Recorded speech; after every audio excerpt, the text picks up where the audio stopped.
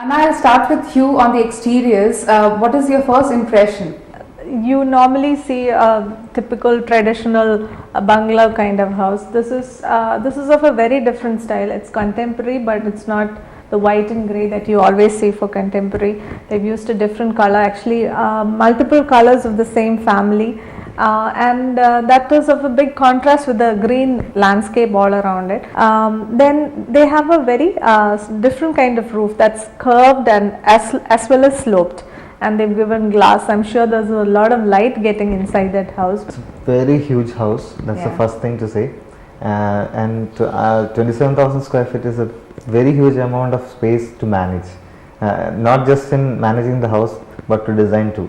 So whoever has done the house has done a lot of effort to reach this design, whatever they have attempted at. My first look at the design, it feels different. The house is having a very different kind of form. It's got a different kind of concept, and it's located in a very big plot. The landscape is not very heavily done. They've kind of kept it as natural as possible with the grass in the lower level, and there's some I think existing pine trees, and not pine, the palms, the arecanut palms are there, a couple of coconut trees are there, and whatever natural is kept as it is, and they've just kind of located the house inside.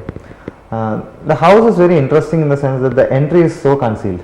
You don't see that from the front at all, and like what she was telling, it's got a different form to the roof. It's followed the curve entry point to the walls, to the roof, and it's kind of planned in an introvert manner.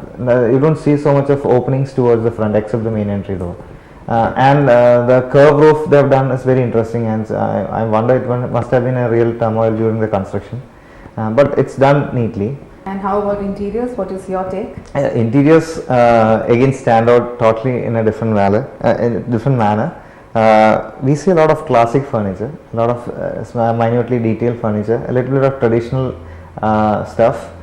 Towards the back side where the pool is there, we kind of see a little bit of Mediterranean Spanish kind of villa areas, back side of villa.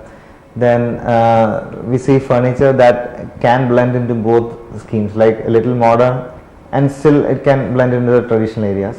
We see cots that are very traditional in Kerala nature, and all this along with a lot of detailing on the walls, and it kind of has a little confusion all around. If you look at the interior separately and the exterior separately, I think interiors look in a more rooted manner to the traditional context. We see wood everywhere, a lot of ways. There is wood in the flooring, wood in the bedroom floor, a lot of paneling work below the slabs, and the staircase is heavily paneled with wood. So I think the interiors stand out in a different manner.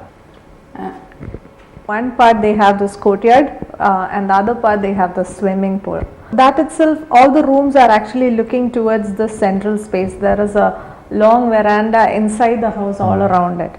There is a cry for finding out the style. They are not gelling well, though there is space and there was scope for all this. That merger is not to be seen. You would see there is an absence of things on the wall as such. It is more on the woodwork. Yeah, about the shelves. Instead of the shelves, if it was just plain wall, it would have looked much better. That's what I think. Or they could have done paneling there. And kitchen again is modern, and they've kept a very small breakfast table for the scale of the kitchen. They have a beautiful swimming pool, and I'm sure because it's inside the house and still open, all the members of the family can probably use it. The bedrooms and some of the living rooms, the ceiling height is very high. So if there's no air conditioning, this is wonderful because it will be controlling the climate. I mean, you'll have a very good feel inside the room.